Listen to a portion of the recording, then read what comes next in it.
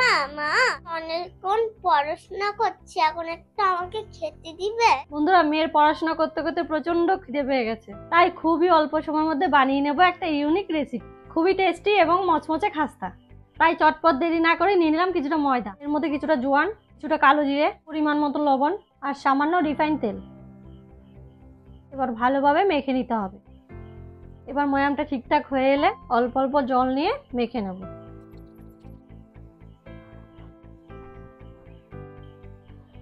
ময়দাটা মাখা হয়ে গেছে, এবার একটি ঢাকনা দিয়ে কিছুটা আমি রেখে দেবো। এই ফাঁকে বড় সাইজের একটি আলু খোসা ছাড়িয়ে রেডি করে নিচ্ছি। এবার আলুটা কুড়িয়ে নেব।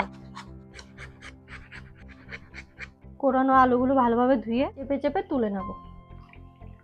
এবার কিছুটা গাজর বিট কুড়িয়ে নেব। এবার একটি প্লেটে পেঁয়াজ, আদা, লঙ্কা, কিছুটা বিনস, ধনেপাতা, টমেটো নিয়ে নিয়েছি। এখানে কিছুটা ভাজা চিনেবাদাম গুঁড়ো করে নিয়েছি। কড়াই বসিয়ে দেবো। কড়াই গরম হয়ে এসেছে, তেল দিয়ে দেবো। কুচিয়ে রাখা পেঁয়াজ দিয়ে দেবো। কুচিয়ে রাখা বিনস দিয়ে দেবো। কিছুটা নাড়াচাড়া করে নেবো। কুচিয়ে রাখা আদা দিয়ে দেবো। কুড়িয়ে রাখা বিনস, গাজর দিয়ে দেবো। কুড়িয়ে রাখা আলু দিয়ে দেবো।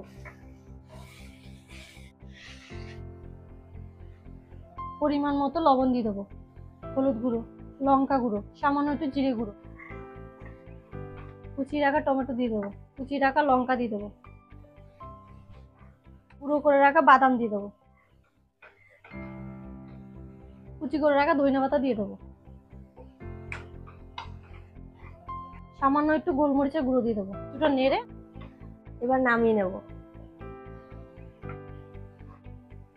দুটো ডিম ফেটিয়ে নেব।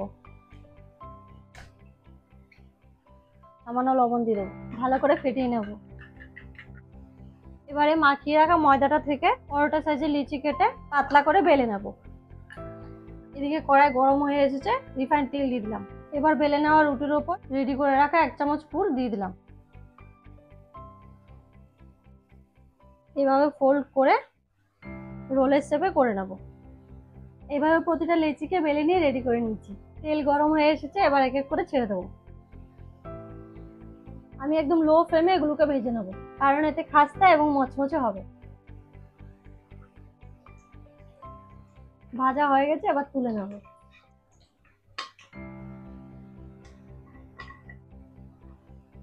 বন্ধুরা, ওদিকে মেয়ে মা করে মাথা খারাপ করে দিচ্ছে, যাই দিয়ে আসি। এই দেখো, নিয়ে এসেছি তোমার টেস্টি টেস্টি খাবার, খেয়ে দেখো তো।